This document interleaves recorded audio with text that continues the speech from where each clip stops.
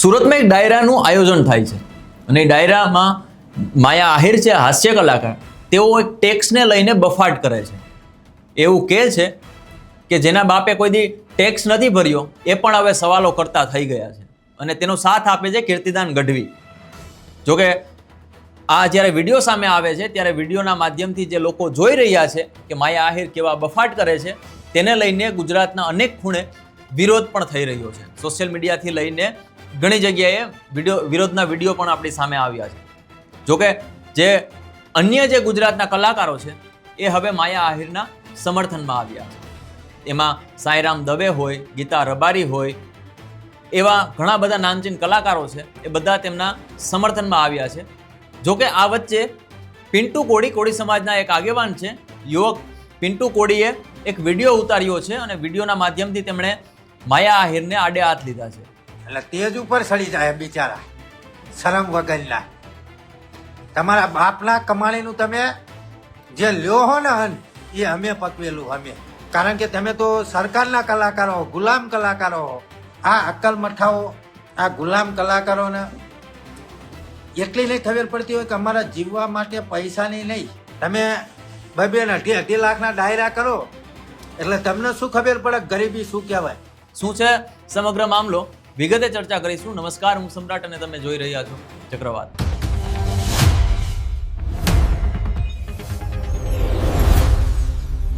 આ સુરતના ડાયરામાં માયા આહિરનો એવો બફાટ હતો કે જેના પિતાશ્રીએ ક્યારે ટેક્સ પણ ભર્યો નથી એવા લોકો પણ હવે પ્રશ્ન પૂછી રહ્યા છે. અને આ જ્યારે વિડીયો સામે આવ્યો છે અને ત્યારે બાજુમાં બેઠેલા કીર્તિદાન ગઢવી એવું કહી રહ્યા છે કે એવા જ લોકો પ્રશ્ન પૂછે છે, એવા જ લોકો સામે આવે છે જે ક્યારે ટેક્સ ભરતા જ નથી. હવે તમને કદાચને ખબર નહીં હોય, આ કલાકારોને કદાચને ખબર નહીં હોય કે ગુજરાતનો એક પણ કે ભારતનો એક પણ એવો વ્યક્તિ નહીં હોય જે ટેક્સ નહીં ભરતો હોય.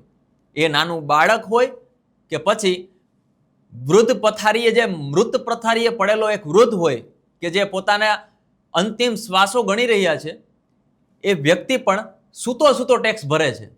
આવું એટલા માટે કહેવું પડે છે કે નાનું બાળકનું ડાયપર એ ટેક્સ ભરીને જ આવે છે અને વૃદ્ધની દવા પણ ટેક્સ ભરીને જ આવે છે. એટલે આ જે વ્યક્તિ કલાકાર છે એ કલાકાર જે રીતે સ્ટેજ ઉપરથી જે એવું બફાટ કરે છે કે જે વ્યક્તિ ટેક્સ નથી ભરતા, જેના પિતાશ્રી ટેક્સ નથી ભરતા, એ પણ સવાલો કરે છે. એટલે આજ આ વાતને લઈને જ સમગ્ર ગુજરાતમાં તેનો વિરોધ થઈ રહ્યો છે.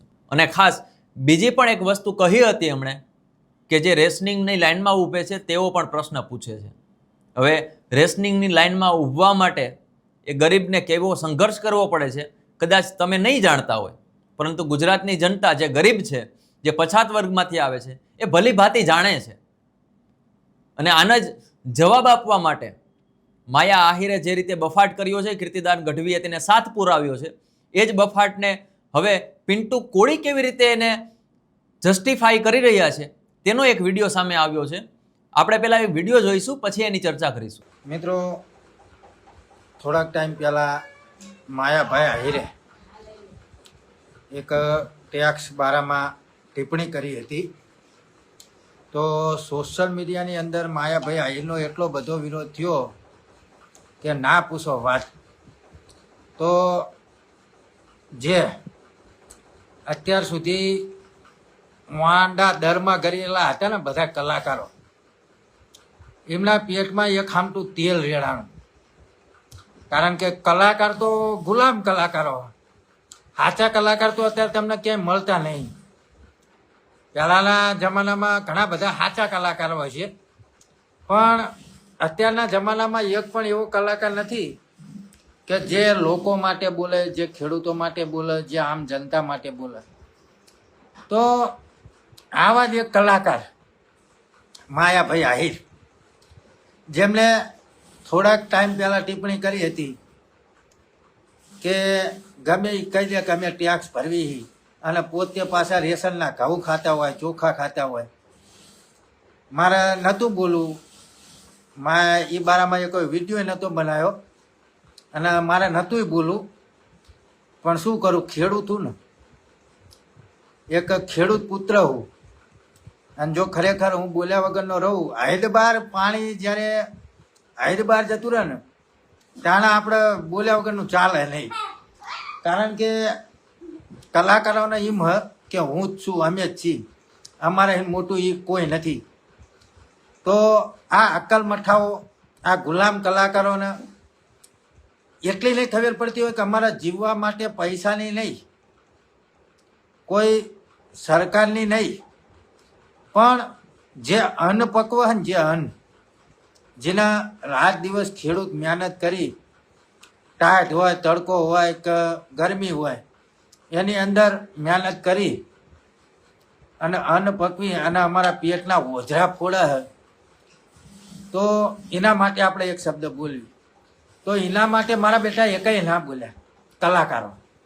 એની અંદર પછી દેવાયત ખાવડ હોય, માયાભાઈ આહિર હોય, કીર્તિદાન ગઢવી હોય, દેવાયત ખાવડ હોય, રાજભા ગઢવી હોય, સાંઈરામ દવે હોય, ગીતાબેન રબારી હોય, જિગ્નેશ કવિરાજ હોય, રાજદીપ બારોટ હોય, જેટલા પણ કલાકાર હોય. હું એવું નથી કહેતો દરેક કલાકારો ગુલામ હોય, પણ આ જેટલાના હું નામ લઉં છું ને એમને તો ગુલામી એક તરફથી વળેલી હોય ને એવું હોય. આપણે સૌ જાણીએ કે છેલ્લા 5 મહિને ગુજરાતની અંદર ધમધોકાર ખેડૂત આંદોલનો ચાલી રહ્યા છે, ખેડૂત બચાવો રેલીઓ ચાલી રહી છે. તો આ ગુલામ કલાકાર એના માટે એક શબ્દ એના બોલ્યા. તમે આજ દી લગન સાંભળ્યું કે એક કલાકાર બોલ્યા, હકાભા બોલ્યા. આપણે એમનો આભાર વ્યક્ત કર્યો, ખૂબ ખૂબ આભાર.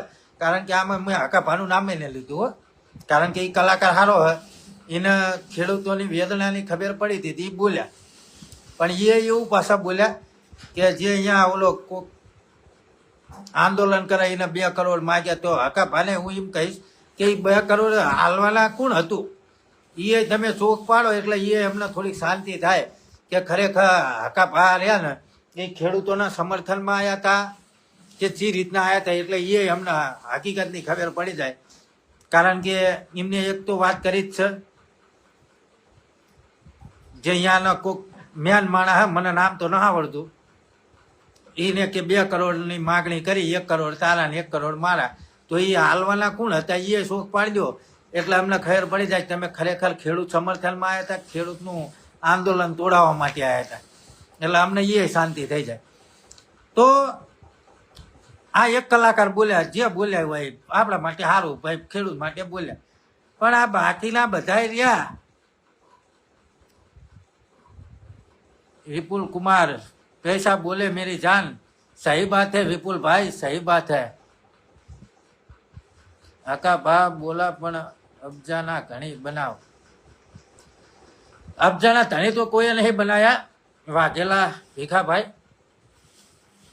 એમને જે બોલે આપણે એમનો ખૂબ ખૂબ આભાર જ વ્યક્ત કરીએ.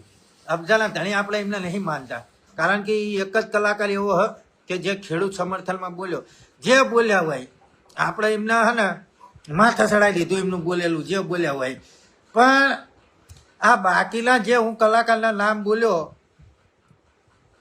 કીર્તિદાન ગઢવી, દેવાયત ખાવડ, તો આ બધાની મને ખેડૂતોનું રાંધેલું ખાય, ખેડૂતોએ પકવેલું જે હોય એ ખાય, અને ખેડૂતો માટે અવાજ ના ઉઠાયો.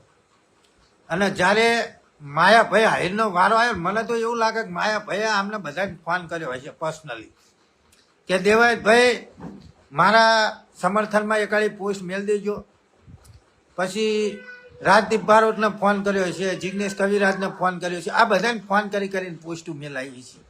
તો આ માયાભાઈને એટલી ખબર નહીં પડતી હોય કે અત્યારે તમે જેને ફોન કર્યા હોય ના કર્યા હોય, મારું નામ જાણે મને ખબર નહીં, પણ અત્યારે જે તમે કયો હો તમારા સમર્થનમાં બધાને બોલાયા, આ જ રીતે જો તમે ખેડૂત સમર્થનની અંદર બોલાયો હોત તો અમને કેટલું સારું લાગે. પણ તમે ખેડૂત તરફી તો હો નહીં, જનતા તરફી નહીં, તમે તો સરકાર તરફી હો. કારણ કે તમે તો સરકારના કલાકારો હો, ગુલામ કલાકારો હો. બીજું તો તમને કંઈ કહેવાય નહીં. વચ્ચે મેં એ જ સાંભળ્યું હતું કે રેશનની લાઈનમાં ઊભા હોય તો સાંભળો, દરેક ખેડૂત એવા નહીં હોતા કે રેશનની લાઈનમાં ઊભા રહેતા હોય. હું મારી ઉંમર 29 વર્ષની થઈ, મારા ગામમાં આજથી લગન મને કોઈ એમ ના કહે કે રેશનની લાઈનમાં ઊભા રહ્યા. આ કેરોસીનની વાત અલગ હે, એ પહેલાં મળતું હતું, આજથી 8 વર્ષ પહેલાં. અત્યારે તો કેરોસીન નહીં મળતું, તો અમને સોખાને એવું કંઈ હાલતું જ નહીં. તો તમે કઈ રીતે કહી શકો રેશનની લાઈનમાં ઊભા રહ્યા? હે, હશે 5%. હું એવું નહીં કહેતો કે નહીં હોય, પણ એ બધા ટેક્સ ભરે. એ મારા અને તમારા પૈસા, આ સરકારના બાપના પૈસા નહીં, મોદી વાંઢાના બાપના પૈસા નહીં, એ આપણા પૈસા. આ સરકાર જે પણ વિકાસ કરે છે ને, એ આપણા બાપના પૈસાનો વિકાસ કરે, આપણા પોતાના પૈસાનો વિકાસ કરે. સરકાર ક્યાંય મશીન નથી લાવતી. જે આપણે સવારમાં જાગીને કોલગેટ કરવી છે ને, એમાંય આપણે ટેક્સ ભરવી. પણ તમારા જેવા ગુલામ કલાકારોને આમાં તો ખબર ના પડે, કારણ કે તમે તો ગુલામીનું બધું લીધેલું હોય. તમે 2-2 ને 2.5 લાખના ડાયરા કરો એટલે તમને શું ખબર પડે ગરીબી શું કહેવાય. તમે ખટારા હાંકતા હતા, મેં એવું સાંભળ્યું, મને પૂરી માહિતી નહીં, પણ મેં એવું સાંભળ્યું કે તમે ખટારા હાંકતા હતા એટલે ગરીબી તમે જોઈએ છે. પણ અત્યારે તમને એક પ્રકારનો અભિમાન આવી ગયો કે હું જ છું, હું જ છું. તો અભિમાન તો રાજા રાવણનોય નહોતો રહ્યો. તો તમે તો ખાલી એક માત્ર મામૂલી માણસ છો. ઓલા 10 માથા હતા ને, એનો અભિમાન નહોતો રહ્યો. એટલે બહુ અભિમાન નહીં હારો, મારે નહોતું બોલવું. પણ આજ આ બધા ગુલામો જ્યારે સમર્થનમાં આવ્યા ને, એટલે મારે બોલવું પડ્યું. બાકી મારે બોલવાનો શોખ નહોતો. પણ તમે જીના બોલાયા ને બધા ગુલામોને, એ બધા ગુલામો જ છે. ગુલામ ના હોત તો અત્યારે લગન ખેડૂતોના સમર્થનમાં બોલ્યા હોત. જેતપુર આંદોલન ચાલુ હોય ને, અમારા સાણંદમાં ચાલુ હતું, ધંધુકામાં ચાલુ હોય, સુરેન્દ્રનગરમાં ચાલુ હોય, કેટલી જગ્યાએ આંદોલન ચાલુ હોય. ઓલાકણા વઢિયા ત્યાં ચાલુ જ હતું, કચ્છમાં. તો તમે તો એના માટે જ ના બોલ્યા. લેડીસોને ઝંટિયા ચાલી અને સોટા પાડી દીધા. લેડીસોને સોટા પાડી દીધા તમારી માં સમાન, તોય તમે એના સમર્થનમાં ના બોલ્યા. અને આ કલાકાર જે ગુલામી કરે હે, જે ટેક્સની વાતો કરે હે, રેશન કાર્ડની વાતો કરે હે, એના સમર્થનમાં તમે બોલ્યા. ગુલામો, થોડીક તો શરમ કરો. ગુલામો, ભૂંડ ભક્તો, ભાજપના દલાલો. કારણ કે ખેડૂતોના તું ના કહેવાય. ખેડૂતોના હિતમાં બોલ્યા હોય તો આપણને એમ થાય ભાઈ અમારા હિતમાં થોડું ઘણું બોલ્યા, પણ આ તો ભાજપના દલાલો. એટલે તેજ ઉપર સડી જાય બિચારા, શરમ વગરના. તમારા બાપના કમાણીનું તમે જે લ્યો હો ને હન, એ અમે પકવેલું. અમે જગતના તાત પકવેલું. કોને? જગતના તાત. સરકાર ગમે એટલો કરોડો રૂપિયા તમને આલશે તો તમારું પેટ ને ભરાવાનું, તમે પૈસા ને ખાવાના. આ ગમે એટલો વિકાસ કરશે ને તો કોઈ દિવસ અન્ન કોમ્પ્યુટરમાં નહીં પાકવાનું. એના પકાવવા માટે તો ખેડૂત જ જોશે, પણ ગુલામોને એવી ખબર નહીં પડે. આપણે છેલ્લા ઘણા સમયથી જોઈએ છીએ કે ગુજરાતના લોકો એ કલાકારો ઉપર પ્રશ્નો ઉઠાવતા થઈ ગયા છે. કારણ કે એને કોઈ પાર્ટીને રીઝવવી હોય, કોઈ વ્યક્તિને રીઝવવા હોય કે કોઈ સરકારને રીઝવવી હોય તો આ કલાકારો મોખરે હોય છે. અને સૌ જાણીએ છીએ કે છેલ્લા 5 થી 7 મહિનાની અંદર ઘણા બધા ખેડૂત આંદોલનો થઈ રહ્યા છે. અત્યારે જેતપરની વાત કરીએ, આ પહેલા કોંઢની વાત કરીએ, દ્વારકાની વાત કરીએ, વાંકાનેરની વાત કરીએ, આ સાણંદની વાત કરીએ, અત્યારે ધોળકામાં પણ ખેડૂત આંદોલન ચાલી રહ્યું છે. ત્યારે ખેડૂતો પણ પ્રશ્નો ત્યારે ઉઠાવી રહ્યા હતા અને અત્યારે પણ ઉઠાવી રહ્યા છે કે આ કલાકારોના મોઢામાં મગ ક્યાં ભરાઈ જાય છે કે જ્યારે આ ખેડૂતોના હિતની વાત કરવામાં આવે છે. શું સરકારને ચાપલૂસી કરવામાં જ એમને રસ છે? શું આ જે ધરતીને ચીરીને આ અન્નને પકાવે છે એ ખેડૂતને જ્યારે એ ખેડૂત સાથે જ્યારે અન્યાય થાય છે ત્યારે શું આ કલાકારોના મોઢામાં મગ ભરાઈ જાય છે? આવા ઘણા બધા પ્રશ્નો સોશિયલ મીડિયાના માધ્યમથી ઘણા બધા ખેડૂતોએ કહ્યા છે.